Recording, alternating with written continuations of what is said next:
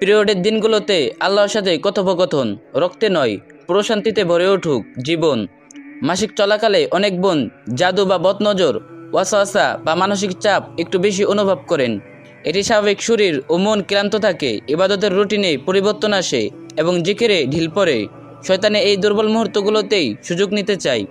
পবিত্র কোরআনের বিশেষ আশ্বাস, আল্লাহ তাআলা বলেন, আর যখন আমার বান্দা আমার সম্পর্কে আপনাকে জিজ্ঞাসা করে, আমি তো নিকটেই আছি, আমি আহ্বানকারীর ডাকে সাড়া দেই যখন সে আমাকে ডাকে। সূরা আল বাকারা 186। মাসিক অবস্থায় নামাজ বন্ধ থাকলেও আল্লাহর সাথে আপনার কথোপকথন দুয়ার খোলা আছে।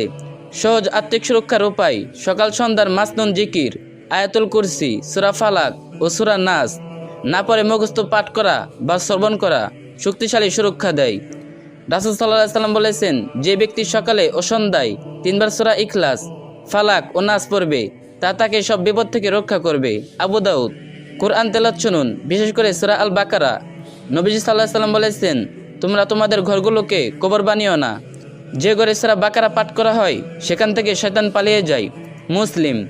শক্তিশালী সুরক্ষা দোয়া, সকাল ও সন্ধ্যায় 3 বার এই দোয়াটি অবশ্যই পড়বেন। বিসমিল্লাহিল্লাযী লা ইয়াদুররু মা ইসমিহি শাইউন ফিল আরদি ওয়ালা ফিস সামাই ওয়া হুয়াস সামিউল আলিম। অর্থাৎ আল্লাহর নামে, যার নামে বরকতে আসমান ও জমিনের কোনো কিছুই কোনো ক্ষতি করতে পারে না, আর তিনি সর্বশ্রোতা, সর্বজ্ঞ। ইস্তেগফার ও তাসবিহ বেশি বেশি পড়ুন। আস্তাগফিরুল্লাহ এবং লা ইলাহা ইল্লাল্লাহ স্মরণ রেখো। আল্লাহর জিকিরেই অন্তরসমূহ প্রশান্তি লাভ করে।